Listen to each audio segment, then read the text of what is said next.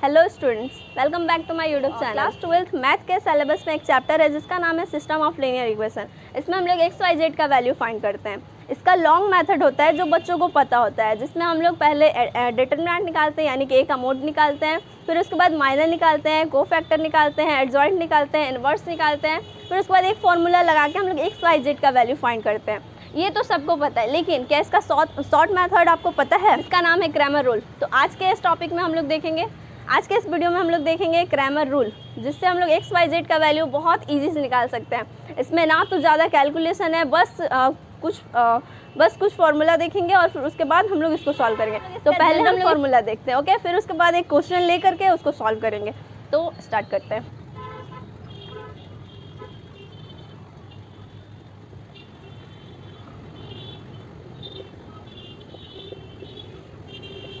तो ये हमारा जनरल फॉर्म में क्वेश्चन है। इसके बाद हम लोग देखेंगे इसमें कि क्या क्या फाइंड करना होता है, फिर उसके बाद एक फॉर्मूला लगा के एक्स वाई जेड का वैल्यू बहुत ही ईजिली से फाइंड कर सकते हैं। हम लोग बहुत ही ईजी वे में हम लोग फाइंड कर सकते हैं।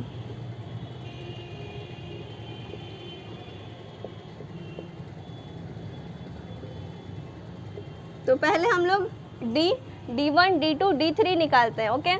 तो D निकालने के लिए जो भी हमारा एक्स वाई जेड का कोफिशिएंट है तीनों इक्वेशन में, उसका कोफिशिएंट को लिखते हैं, इसी को हम लोग D बोलेंगे। फिर इसका डिटरमिनेंट सॉल्व कर देंगे तो हमारा D फाइंड हो जाएगा। ये हमारा D, ओके। तो अब हम लोग देखते हैं D1। तो D1 निकालने के लिए जो भी निकालने के लिए बोलेगा, जैसे D1 निकालने के लिए बोलेगा तो D1 में ये वाला वर्ड डाल देंगे, D1, D2, D3। D2 निकालने बोलेगा तो दूसरे कॉलम में ये डाल देंगे। D3 निकालने के लिए बोलेगा तो तीसरे कॉलम में ये डालेंगे, ओके। तो फिर देखते हैं। तो D1 निकालने के लिए बोला तो पहले कॉलम में ये D1, D2, D3 एंड दूसरे और तीसरे कॉलम में ये B1, B2, B3, C1, C2, C3, okay. अब देखते हैं हम लोग D2 निकालने का तरीका। D2, तो D2 बोला है यानी दूसरे कॉलम में हम लोग ये वाला नंबर डालेंगे, ओके। और पहले कॉलम में और तीसरे कॉलम में जो है हमारा कोफिशिएंट ये और ये, तो A1, A2, A3, यहाँ पे हो जाएगा D1, D2, D3, C1, C2, C3। ये हमारा फाइंड हो गया D2, ओके। अब हम लोग देखते हैं D3। तो D3 में पहले और दूसरे कॉलम में हमारा यही वाला रहेगा नंबर और तीसरे कॉलम में हमारा ये वाला नंबर रहेगा, ओके।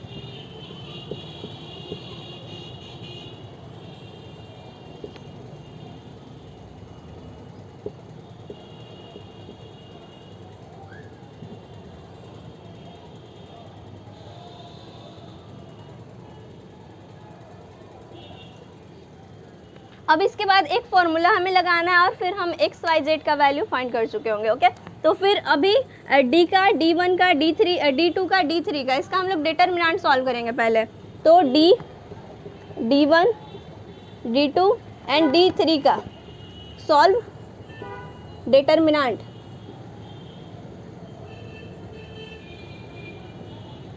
अब हम लोग देखते हैं एक्स वाई जेड का फॉर्मूला।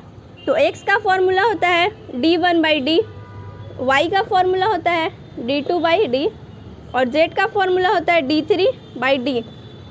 यहाँ पे इसका डिटरमिनेंट सॉल्व करके जो वैल्यू आएगा वो रखना है, फिर उसके बाद इसका रेशियो सॉल्व कर लेना है, हम लोग को एक्स वाई जेड का वैल्यू मिल जाएगा, ओके।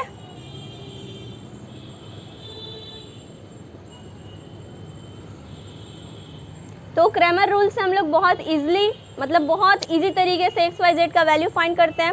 पहले आप लोग इतना नोट कीजिए, ये इसका जनरल फॉर्म है। फिर इसके बाद एक क्वेश्चन ले करके हम लोग इस टॉपिक को समझेंगे, ओके। तो ये हमारा क्वेश्चन है, इस क्वेश्चन को सॉल्व करके हम लोग देखते हैं एक्स वाई जेड का वैल्यू क्रैमर रूल से, ओके। तो पहले हम लोग D निकालेंगे। तो D निकालने के लिए हम लोग एक्स वाई जेड का कोफिशिएंट देखते हैं, ओके।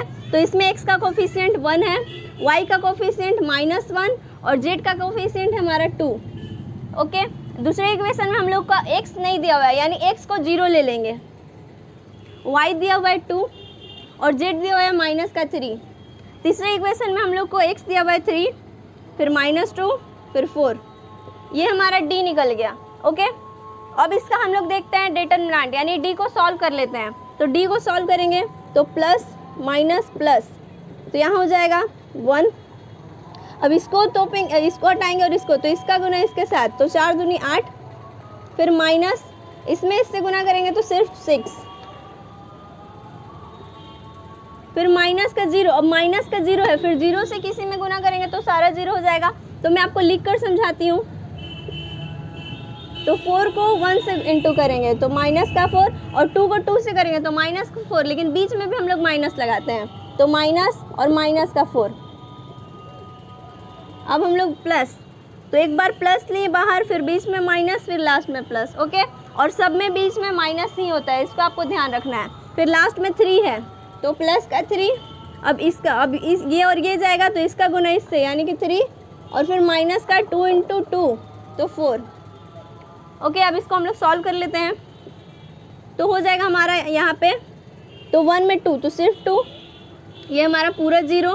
फिर यहाँ पे अगर हम लोग देखेंगे तो माइनस का 1, फिर यहाँ पे माइनस का 3, तो यहाँ हमारा वैल्यू आया माइनस का 1, ओके। तो डी का वैल्यू, डी का अगर हम लोग डिटरमिनेंट सॉल्व करेंगे तो माइनस का 1 आ रहा है। अब इसको हम लोग मिटा लेते हैं,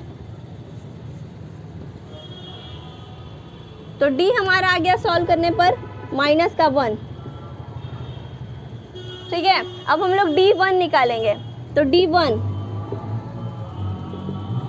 D1 निकालने के लिए ये जो साइड वाला नंबर है वो पहले कॉलम में डालेंगे, बाकी जो 2 है वो यही वाला रहेगा, ओके।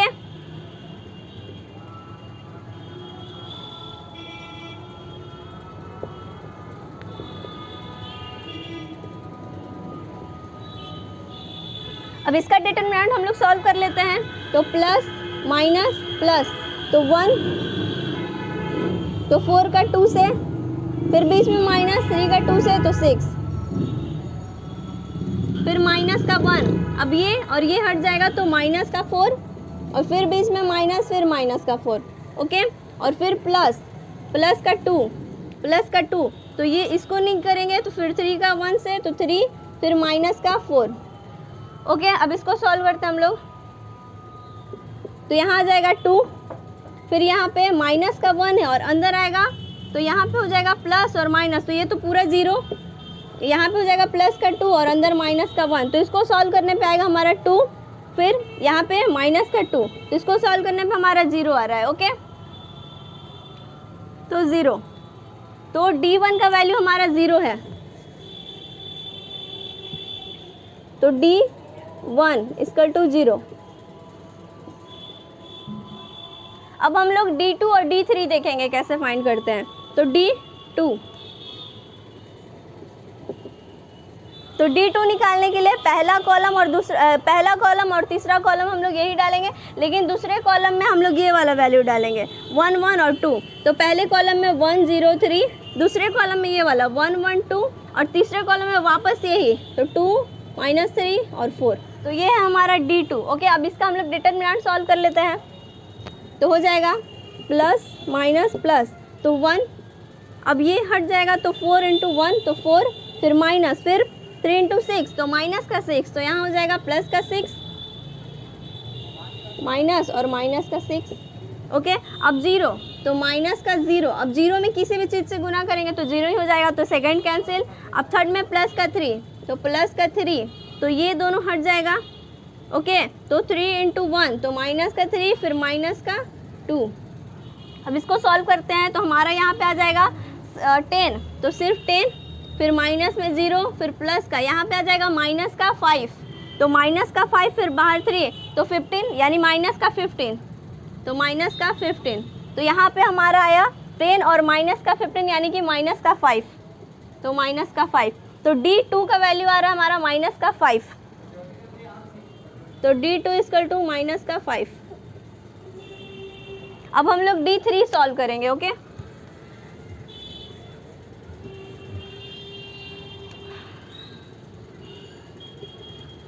तो D3 को निकालने का तरीका, पहले D3, तो पहला वाला कॉलम और दूसरे वाले कॉलम में यही वाला नंबर, तीसरे वाले कॉलम में हम लोग को इसको ऐड करना है, ओके। तो पहला हो जाएगा 1 0 3, दूसरा हो जाएगा माइनस का 1, फिर 2, फिर माइनस का 2, और तीसरे में 1 1 और 2, तो 1 1 और 2। अब इसका हम लोग डिटरमिनेंट सॉल्व करते हैं। मैं बता रही हूँ इसलिए मुझे ज़्यादा टाइम लग रहा है, आप लोग खुद से कॉपी में सॉल्व कीजिएगा तो उसके कंपैरिजन में जो फर्स्ट हमारा मेथड था बहुत सारा सॉल्व करने वाला, उसके कंपैरिजन में ये वाला बहुत ज़्यादा शॉर्ट है। ओके, और यहाँ से जेई में क्वेश्चन आता है, जेई में भी ये आपको हेल्प करेगा और बोर्ड में भी आपको हेल्प करेगा। तो अब D3 का हम लोग डिटरमिनेंट सॉल्व कर लेते हैं। तो यहाँ हो जाएगा प्लस माइनस प्लस, तो 1, ये तो आपको पता है ना कि बाहर क्या लेते हैं अंदर क्या लेते हैं। बाहर हम लोग एक बार प्लस फिर माइनस फिर प्लस, अंदर सब में माइनस। ओके, तो 1, अब ये जाएगा हमारा तो 2 में 2 से तो 4, और माइनस होता है और यहाँ पे 2 में 1 से करेंगे तो फिर माइनस का 2, और प्लस में 0 माइनस में 0, तो 0 में किसी भी चीज़ से गुना करेंगे तो फिर सब 0, फिर प्लस का 3, और यहाँ पे ब्रैकेट में ये जाएगा तो 2 1 में 1 से करेंगे तो माइनस का 1, फिर माइनस फिर 2। ओके, अब इसका वैल्यू हम लोग देखते हैं क्या आया। तो यहाँ हो जाएगा प्लस का 4 और यहाँ पे प्लस 2, तो यहाँ पे 6 हो जाएगा ओनली, फिर माइनस का 0, और यहाँ हो जाएगा -2 एंड -1, तो माइनस का 3, तो माइनस का 3 और प्लस का 3 इंटू करेंगे तो माइनस का 9, तो हमारा माइनस का 9, और यहाँ पे हम देखते हैं तो यहाँ पे हमारा आ जाएगा माइनस का 3, तो D3 का वैल्यू आया हमारा माइनस का 3। ओके, तो D3 का वैल्यू है माइनस का 3। तो अब हमारा D1, D2, D3 और D निकल चुका है। तो अब लास्ट वाला जो हमारा फॉर्मूला होता है XYZ का फॉर्मूला, वो लगा के अब हम लोग XYZ का वैल्यू फाइंड करते हैं। तो X का फॉर्मूला होता है D1/D, तो D1 का वैल्यू हमारा है 0 और बाई D तो -1, तो इक्वल टू 0, तो X का वैल्यू हमारा आ गया 0। ओके, अब Y तो D2/D, तो D2 का वैल्यू हमारा है माइनस का 5 और D का वैल्यू है माइनस का 1, तो इक्वल टू 5, यानी D का वैल्यू हमारा Y का वैल्यू हमारा 5 है। अब हम लोग देखते हैं Z का वैल्यू, तो D3/D, तो D3 का वैल्यू है हमारा माइनस का 3 और D का वैल्यू है माइनस का 1, तो इक्वल टू सिर्फ 3। तो अब हमारा XYZ का वैल्यू निकल गया, X का वैल्यू 0, Y का वैल्यू 5 एंड Z का वैल्यू 3। तो ये हमारा XYZ निकालने का सिस्टम ऑफ लीनियर इक्वेशन का क्रैमर रूल था। ओके, तो आप लोग इसका स्क्रीनशॉट ले लीजिए, नहीं तो कॉपी में नोट डाउन कर लीजिए। तो कमेंट करके बताइए कि आपको ये मेथड कैसा लगा, और आपको और भी शॉर्ट ट्रिक चाहिए होगा किसी और पर्टिकुलर टॉपिक का, तो आप लोग कमेंट करके बता सकते हैं। And thanks for watching, please like share and subscribe. Thank you.